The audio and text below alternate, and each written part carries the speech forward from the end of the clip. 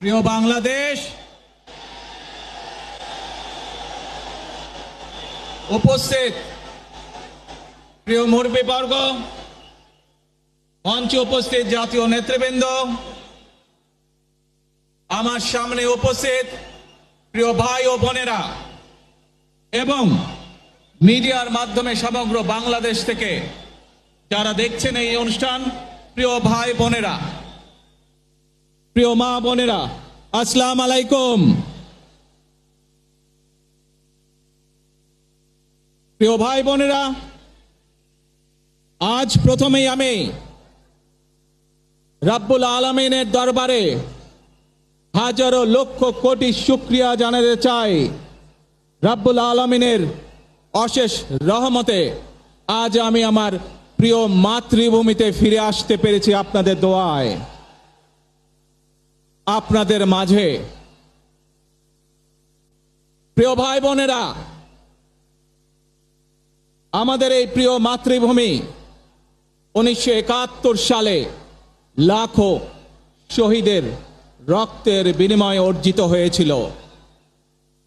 ঠিক একইভাবে 75-এ আবার 7ই নভেম্বর আধিপত্যবাদীদের হাত থেকে রক্ষার জন্য সেদিন সিপাহী জনতার বিপ্লবের মাধ্যমে আধিপত্যবাদের হাত থেকে দেশকে রক্ষা করা হয়েছিল।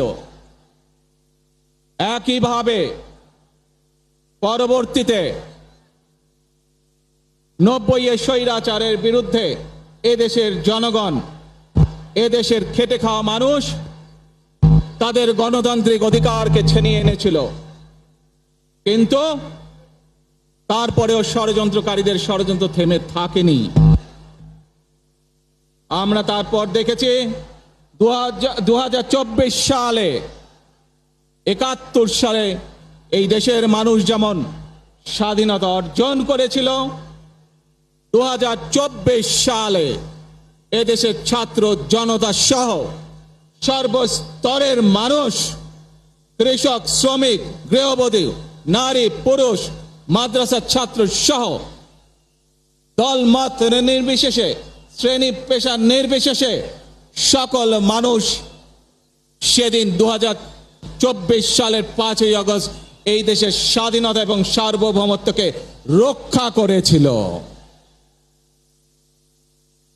প্রিয় ভাই বোনেরা, আজ বাংলাদেশের মানুষ কথা বলার অধিকার ফিরে পেতে চায়। তারা তাদের গণতান্ত্রিক অধিকার ফিরে পেতে চায়। বাংলাদেশের মানুষ চায় তারা তাদের যোগ্যতা অনুযায়ী ন্যায্য অধিকার পাবে। প্রিয় ভাই বোনেরা, আজ আমাদের সময় এসেছে সকলে মিলে দেশ গড়ার। এই দেশে যেমন পাহাড়ের মানুষ আছে, এই দেশে একইভাবে সমতলের মানুষ আছে।